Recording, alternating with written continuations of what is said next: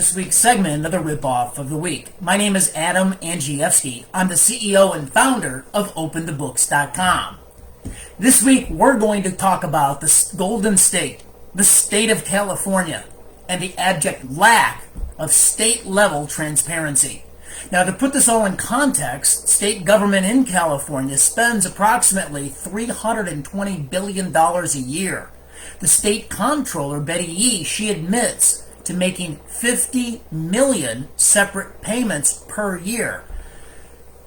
Federal taxpayers, all of us, from Arkansas to Illinois to Florida to New York, we all put in approximately $100 billion a year that flows into the state of California from Washington, D.C. So we've all got a big stake in the outcome of California. California has a $3.2 trillion economy.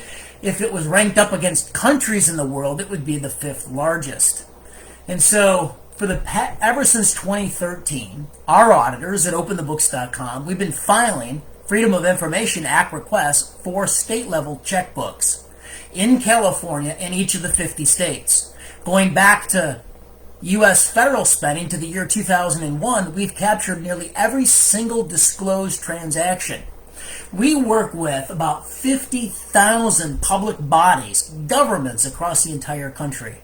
And this includes 49 out of 50 states who have the wherewithal, the understanding, and the respect for their taxpayer to produce their state line-by-line expenditures to our auditors subject to our Freedom of Information Act requests every single year.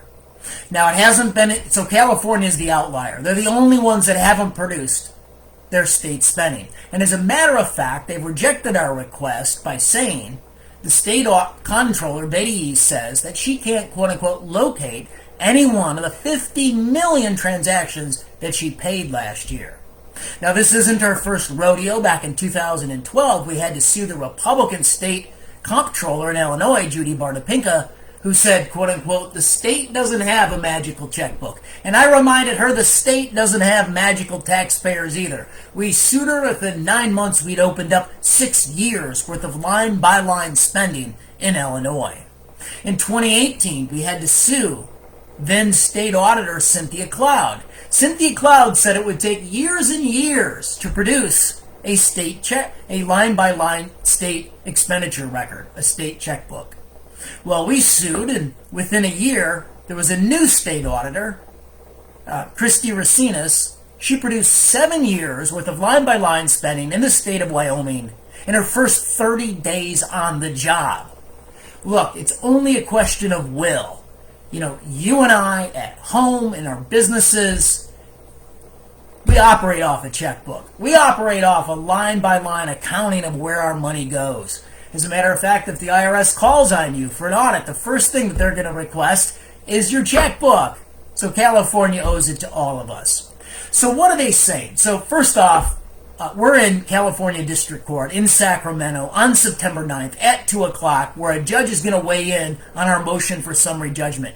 We're going to know at that moment where the court stands on our lawsuit to begin the process of opening the books in the Golden State in California.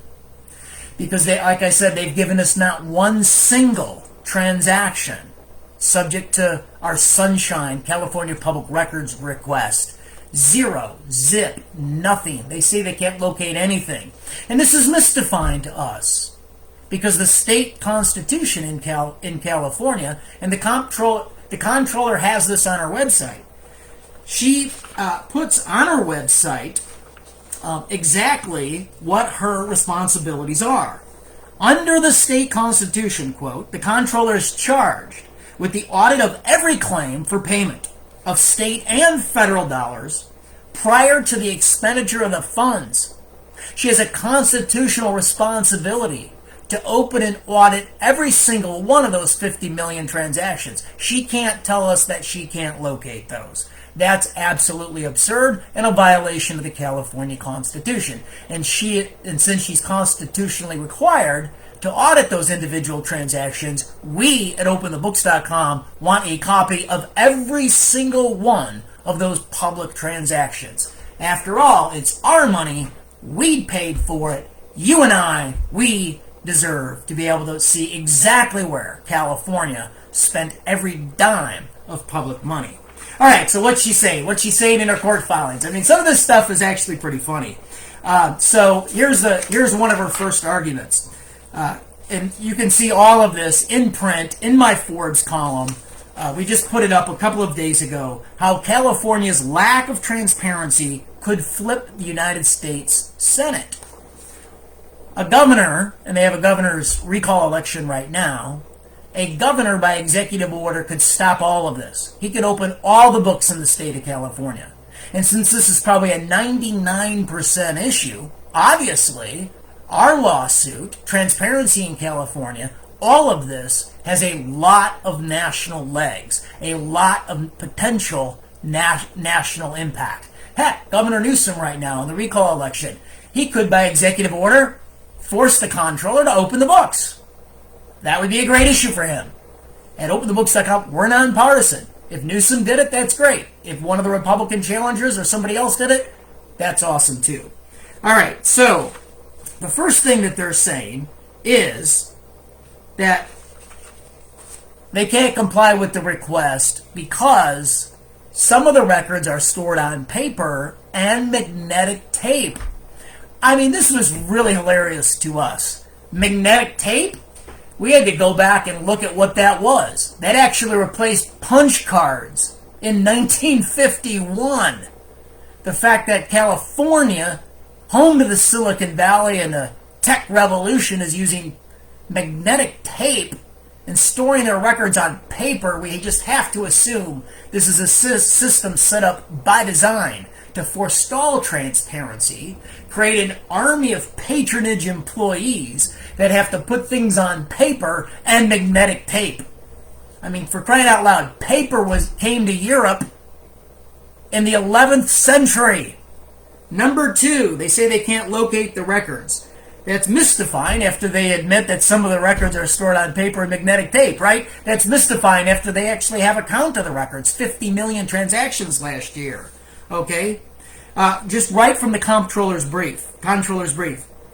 They cannot produce the records that are not in its possession. The petitioner's attempt, that's us, to obtain a record that does not exist. What? These are expenditure records. It's where our money went. What are you saying? That the record does not exist? And is she really saying that the state's top financial officer with a constitutional responsibility for every dime and every transaction doesn't have access to those records? I mean, come on. This is laughable. Okay, so point number three. Here's what they're saying. Ye called the line-by-line expenditures of the state of California a limited public interest. Yeah, that should enrage all of us. All of us.